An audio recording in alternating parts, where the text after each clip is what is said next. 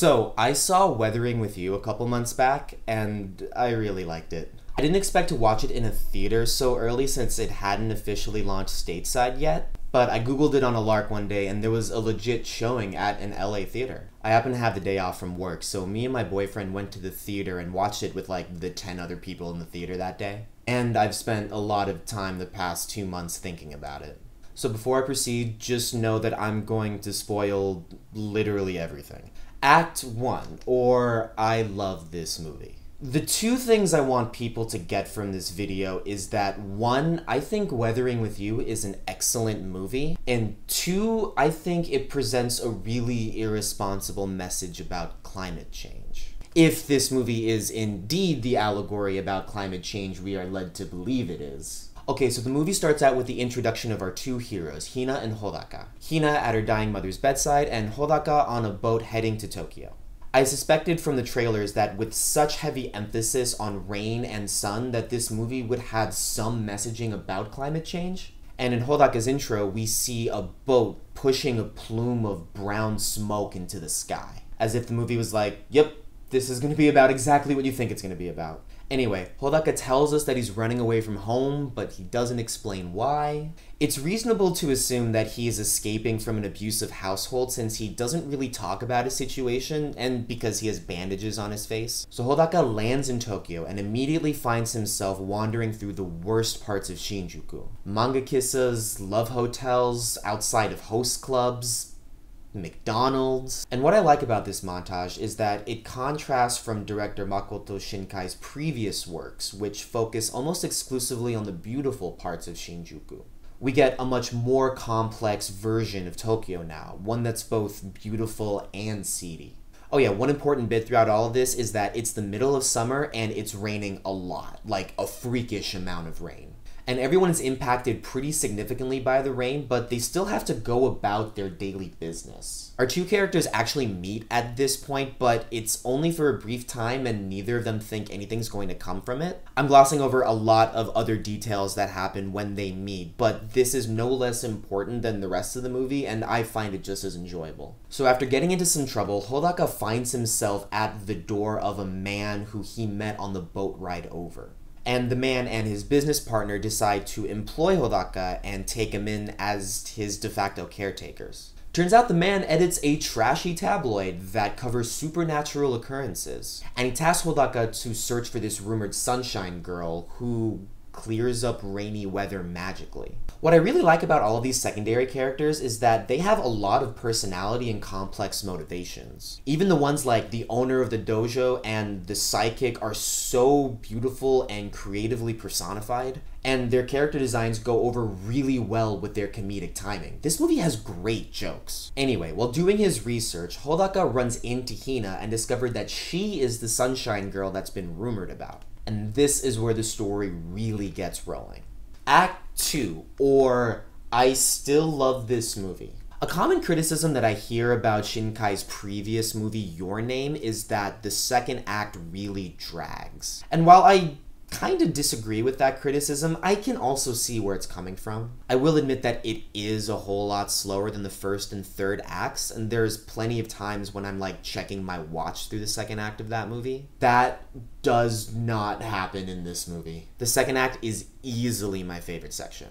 It's tight, it makes sense, it flows really well. So much so that in the middle of the movie, I really needed to pee, but found a really hard time to pick which 60 seconds I would miss to go to the bathroom and back. Once Hodaka verifies that Hina has these sunshine powers, they decide to turn her magic into a business opportunity, charging people 5,000 yen for temporary sunshine, or about $50. Hina's all for it because she lives alone with her little brother and recently lost her job. Hodaka's all for it because he's basically orphaned in a big city. And they go on cool adventures together, making money and spreading joy with the clear skies that Hina brings. This act is so delightful. There's so many beautiful scenes and great secondary characters that we meet.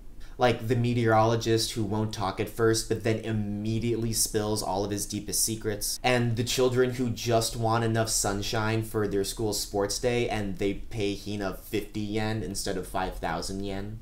And massive spoiler, probably the biggest one if you haven't seen this movie yet. when Taki and Mitsuha from Your Name both show up and interact with Hina and Hodaka. The expanded Shinkai universe is canon, apparently. Anyway, Hina becomes semi-famous after her Most Glorious Sunshining gets televised, and this gives her and Hodaka some unwanted attention. So they decide to lay low for a while, and in the interim, two complications occur. One, the police open an investigation into Hodaka as a missing person. And two, Hina starts to suspect that her power is draining and something bad is about to happen to her.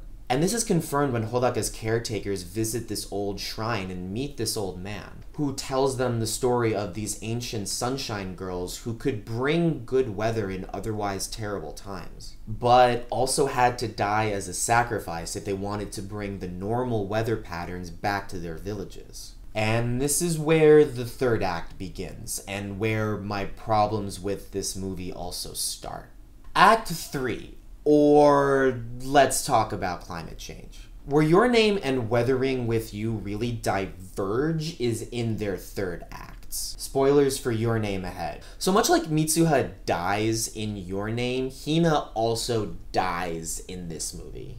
Technically, she turns into water and ascends into a higher plane, but it's the same thing. Anyway, in the morning after she dies, everybody in the city wakes up and the weather goes back to normal. It stops raining, the sun comes out, the cicadas start to chirp again, and everyone is talking about how they saw the Sunshine Girl ascend to heaven in their dream the previous night. It's a really touching and joyous moment for everyone, except for Hodaka, who decides that he needs to get Hina back to this plane, even if it risks bringing the rain back.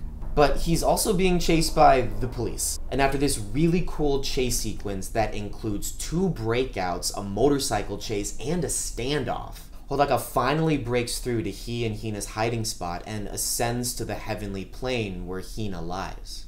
And in the single most incredible animated sequence I have ever seen, Hodaka brings her back to Earth. And in a typical Disney ending, there would be some sort of magic that would wave away the Sunshine Girl's fate. And everything would have been restored back to normal. But that's not what happens. Hodaka and Hina return from the heavenly plane and get immediately arrested and separated. I assume Hina and her brother get separated as well since they're both minors. And worst of all, it starts raining again. And this time, it doesn't stop. It rains so much that when we flash forward 3 years later, Tokyo has been catastrophically submerged in water. In a way that makes you think, maybe this is what a city would look like when faced with rising sea levels. And this development leaves a lot of questions that the movie just doesn't answer. When Hodaka goes back to his home as part of his probation, does he go back to an abusive household? Do Hina and her brother get separated for the 3 years it's going to take for her to become a legal adult? Does she get custody when she turns 18? What happens to the millions of people displaced by the flood? What happened to regular life? What happened to systems of food distribution? Did people die? Did the catastrophic events of sea level rise manifest in Tokyo? And most importantly, what happened to Taki and Mitsuha? We have an extended universe now. We have to know what happened to Taki and Mitsuha. But we don't get answers to any of those questions because the answers would probably make us sad. Though we do learn that subways get replaced by water taxis, so there's that. As for all the bigger questions, the movie's all like, don't think about it. So Hodaka returns to Tokyo after his probation ends, and the movie shows him wading through what now amounts to a canal city. And if any of the previous questions about climate change popped into your head like they did mine, you're probably left wondering whether Hodaka's decision to bring Hina back to Earth led to the loss of the largest city in the world. Is this the most selfish decision that a movie character has ever made? And if you believe in the magic, then it kind of looks that way. And Hodaka starts to believe it himself, but then his caretaker waves it off and tells him that there's no way that he's individually responsible for this catastrophe. And if this is the climate change allegory we're led to believe it is, then yeah, he's kind of right. In the micro, no one person has that much of an effect on the climate, but in the macro, we humans are responsible. But this movie doesn't take that view. It takes somewhat of an opposing stance, actually. Earlier in the movie, when Hodaka's caretakers visit the old religious man, they tell him that the weather patterns that they've been experiencing are abnormal. And the old man says something like, "Abnormal? These weather patterns have existed for thousands of years. There's nothing abnormal about them." And later on, when our caretaker visits Taki's grandmother, she kind of reaffirms this stance by telling him that Tokyo was once submerged underwater in ancient times. And maybe it's just now reverting back to its original state. So, much like in Your Name, to me, this is Shinkai bringing out ancient mythology to explain modern times. But if this is the climate change allegory we are led to believe it is, then the movie has come to two conclusions. One, the catastrophic effect of sea level rise is inevitable. Two, it is somehow not our fault.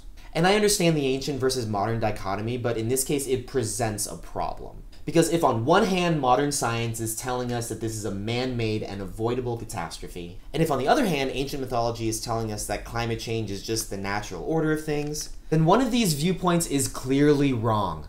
There is mountains of evidence that proves that climate change is man-made. And also plenty of evidence that shows that the effects can be mitigated, and even potentially reversed. You can be a fatalist and say that the pattern of human behavior and political willpower make it unlikely that we'll stop the effects of climate change. But to say that flooding caused by rising sea tides, caused by rising global temperatures is inevitable is completely irresponsible and wrong. I realize I have a cultural blind spot about these things. I don't understand or know very much about ancient Japanese mythology and how it informs the Japanese people and their culture. And I also realize that Japan is a country that is formed by a lot of violent and uncontrollable weather patterns like earthquakes and tsunamis. But I also think that lumping climate change with all of those things is a bit naive considering the preponderance of evidence that we have that points to our hands. This isn't an earthquake or American bombs. This is a controllable potential catastrophe. And that the movie doesn't address this kind of takes the teeth out of its ultimate message. Conclusion, or I still love this movie. While I will say that I didn't really like the ending, I also don't see a way that this movie could have ended in a satisfying way. Because if this is the allegory about climate change that we're led to believe it is, then there's no possible happy ending to this movie. A climate change catastrophe doesn't have a silver lining. It's a modern apocalypse. Period. But this movie can't really have a sad ending because it's Weathering with You. It's the follow-up to the most beloved anime movie of all time. It has to have a happy ending. Okay, quick sidebar about the ending. It's a bit of a letdown because it's basically the ending to Your Name, but a little less dramatic. Hodaka goes back to Japan and he doesn't really know whether he should be looking for Hina, and then people tell him that he should just go look for Hina. And so he goes walking around and he finds her. Yay! And then they embrace and that's the end. Like, Taki and Mitsuha both went to Tokyo at the end of Your Name as well, but they don't know what they're doing there, and they don't know that they're looking for each other until they do. And then they pass each other, and they're not certain they know each other, but they intuitively know that this is the thing that they've been looking for all along. But in Weathering with You, Hodaka and Hina just kind of meet up. My boyfriend says that the ending would have been better if Hodaka was wading through the rain, and then all of a sudden he sees one ray of sunshine, and there's Hina. And that would have been a better ending. I still would have had all the climate change questions. So even if the ending was a little hacked together and kind of a bad compromise, I think it kind of needed to be done. I mean, what was the alternative? The movie not getting made at all because the ending doesn't really make any sense? That would have been terrible because I loved so many things about this movie and I'm super happy that it exists. I really like the designs for all of the secondary characters. All of the old people especially had very unique designs and personalities. My favorite was Hina's little brother, who was obviously gay. Like, he's not officially gay, and the movie kind of paints him as this ladies' man, but like, come on. The animation is amazing, of course. I have never seen such a seamless blend of 2D characters in a 3D landscape. There are so many instantly iconic shots, like of Hina on the skyscraper, and the crane shot through the fireworks, which, by the way, stops for a bit at Jingu Stadium where the Swallows play, so there's my baseball tie-in. This is a video about baseball anime, and of Hodaka running on the train tracks as the rest of Tokyo gets its bearings. And the falling scene, oh, I can't even describe how beautiful the falling scene is. If this movie was 2 hours of bullshit and the falling scene, it would still be a 10 out of 10. Because while this movie has a huge messaging problem, that it did so much good allows me to forget about the climate change stuff and just enjoy the movie for what it was. All of the following can be true, and for me are true. Weathering with You uses an incredibly basic romantic formula to get its two lead characters together. Weathering with You also presents a very irresponsible message about climate change. And Weathering with You is a masterpiece. Because sometimes judging that doesn't require logic, it's just about what you feel. Coda, or is it better than Your Name? The answer for me is in many ways yes, but ultimately no. It has the unenviable task of following Your Name, which was so groundbreaking and instantly loved by everyone. But here are the things that Weathering with You has going for it that Your Name does not. 1, it's more ambitious. 2, the secondary characters are better designed and better fleshed out. 3, it's prettier. Marginally so, but that's what 4 years of advancements in animation technology is going to get you. 4, I think the story is tighter. I wasn't actively looking for plot holes, but I also didn't find any either. 5, it's funnier. Both have good jokes, but these are better. And here are the ways in which Your Name is better. 1, it made me cry the first time I watched it. And that's enough for me to pronounce it a better movie. I'm sure the next time I watch Weathering with You, I'm going to be a couple beers in on the couch and bawling. But that didn't happen in the theater, and that's that. Your Name messed me up and therefore it's better. Now, I've already seen a lot of criticism about this movie that it's basically just a copy-paste of Your Name. And it's mostly true. The plots are similar, the pacing is similar, the beats are similar. But I feel like people will criticize Weathering with You like self-plagiarism is inherently bad, when it's not. If there's anything I've learned about being a lit major, it's that every great storyteller really only has one good story within them. And the best ones figure out how to retell that story in new and interesting ways. And that's what we got out of Weathering with You. It's a story about star-crossed lovers blocked by the supernatural, like all of Makoto Shinkai's movies. Well, the good ones anyway.